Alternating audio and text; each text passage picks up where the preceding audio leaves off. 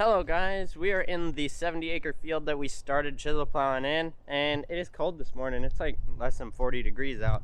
We have this tree to cut up and that limb to cut, and then we can come in here with the 86 and finish these headlands, and then we can unhook the chisel plow for the rest. Well, no, we still got chisel plow organic eventually, but we can unhook it for now. And then we're gonna get the field cultivator on and start hitting these headlands so that we can spread fertilizer without having to go really slow turning around, because it's a rough ride hauling fertilizer without the headlands fit. So I got these, and they're all juiced up, ready to rock and roll. So we'll come over here and start with this one.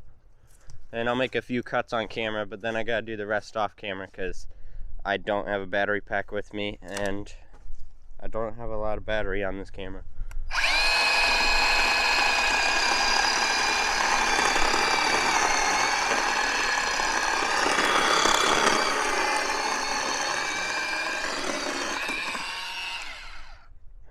There we go. And we'll cut this one.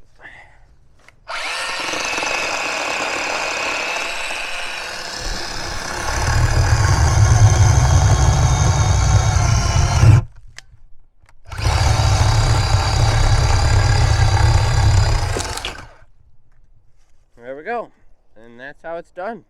We got the tree completely cut up. It took me about 10 minutes.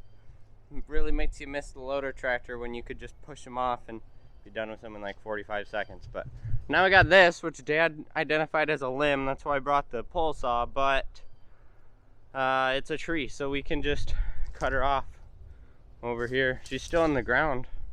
So we'll just zip her off right there with the chainsaw. Probably have to cut it up into 4 or 5 pieces and then shove her into the woods here. And then that'll be it for tree cutting for now, because I'm sure there will be more trees to come.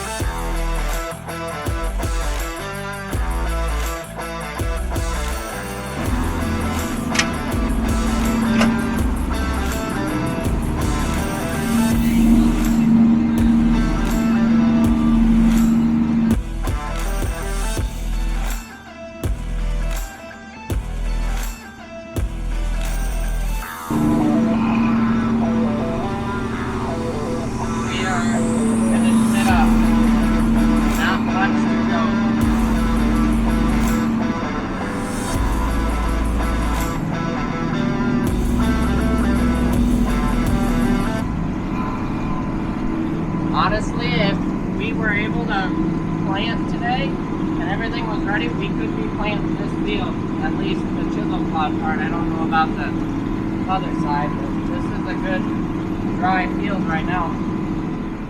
Guys, it is the next day. I got done field cultivating and got the 4960 put on the planter. It's hooked up, ready to go.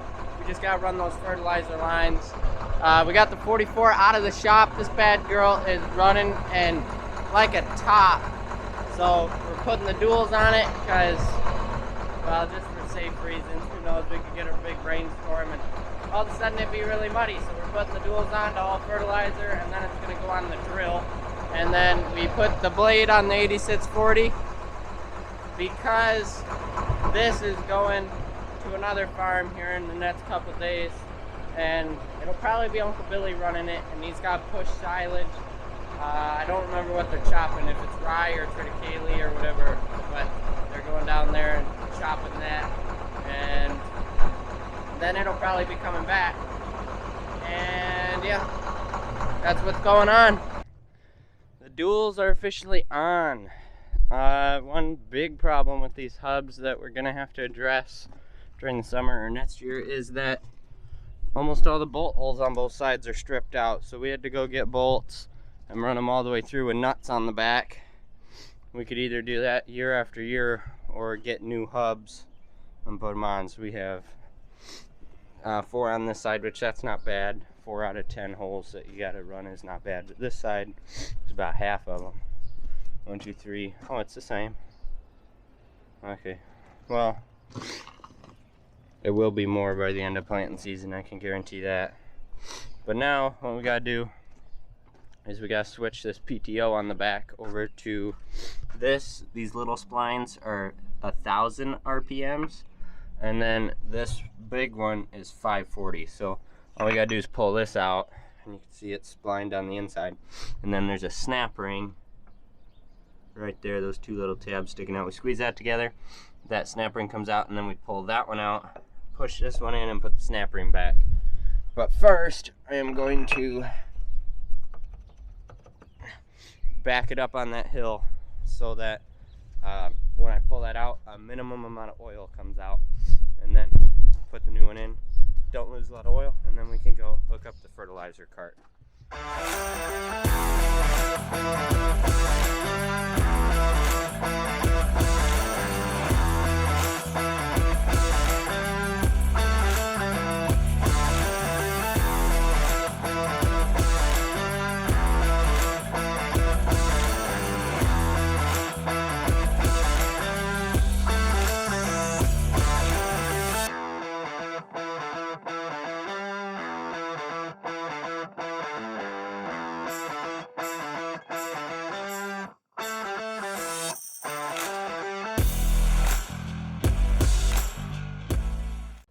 She is completely full, and we have Dad's back, and he said he'll take this out and unload it in the field.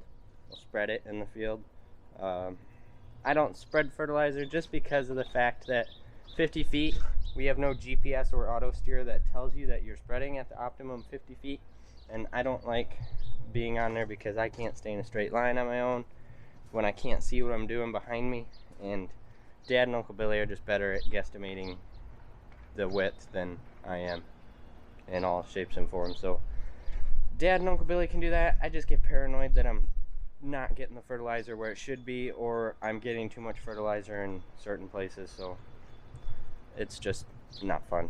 Once we get a auto steer in these tractors, then we'll be okay. I'll be all right to spread. But for now, Dad doesn't even know what the rate is, so he's got to call Napoleon Feed Mill and find out what the weight of that fertilizer is, and that'll determine how much per acre, and then we adjust the gate on the back to that. So now we gotta find something else to do.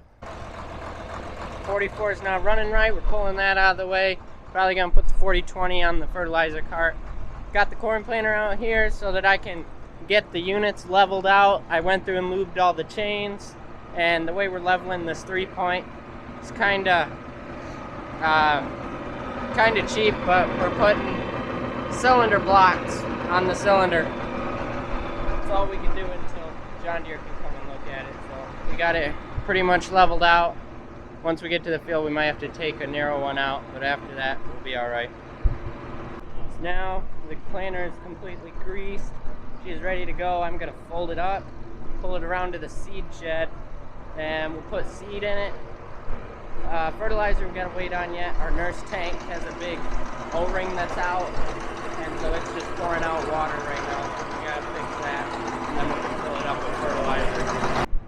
We're sitting here by the seed and fertilizer shed. See, we got fertilizer, we got our seed, and I'm waiting for Dad to come over here. He's gonna tell me what seed I got put in, because I'm not exactly sure where he wants what seed where.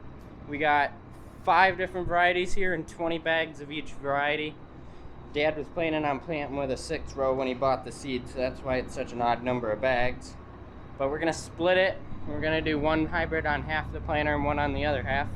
There's Goosey again. And once we get it in, I'm gonna write down the numbers and then climb in the cab, and I gotta tell the monitor what hybrids on each side of the planter, and then we will be able to keep track as it goes. It'll map out what hybrids where, and then when we get in the combine in the fall, it'll keep track of what yield is for what hybrid, and it'll tell us at the end what hybrid did the best. We are all loaded up, and what I loaded up with is this 4440 AM. It's a 97 or 104 day variety, and it just suits the soil type that we're planting on first. Got the iPad here. I got some notes jotted down for each hybrid, where it should go and everything. And so now I'm gonna climb up in the 4960, and the 2020 is already fired up, and I'm gonna put the hybrid in that we're doing.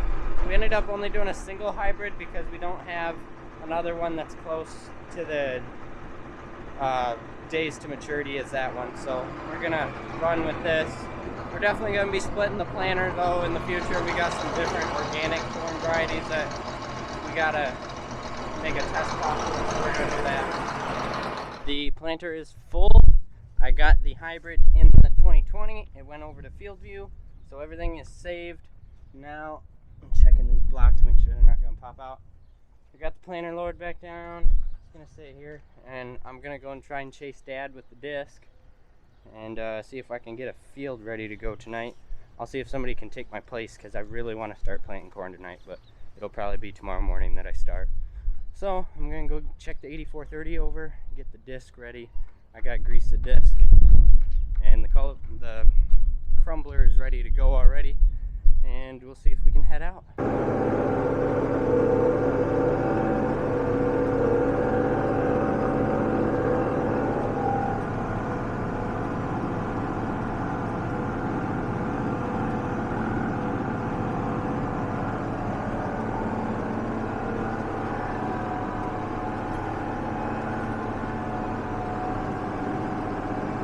Alright, we just finished our first pass. Doing a decent job, I think. Look at that. Oh man. This crumbler does a fantastic job behind this disc. Look at that. Just completely smooth. Crazy. And got a good seed bed about 1.5 to 2 inches down. That's one thing. With the disc in this crumbler, you're not going to get good deep penetration.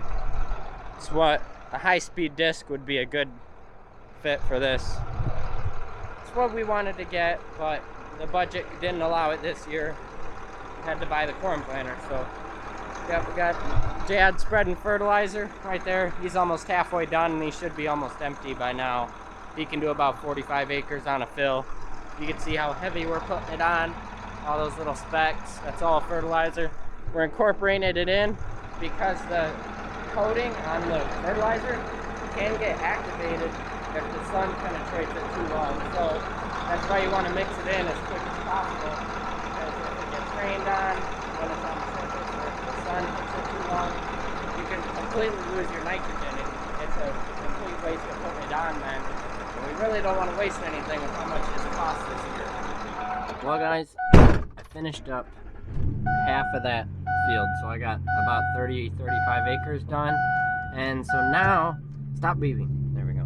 Now I'm heading home for the night, and we're gonna resume work tomorrow. Dad has to finish spreading fertilizer in that field, and then finish fitting it, and somebody will probably be fitting it while I am planting corn. So next video guys, we'll be planting corn, because that means this is the end.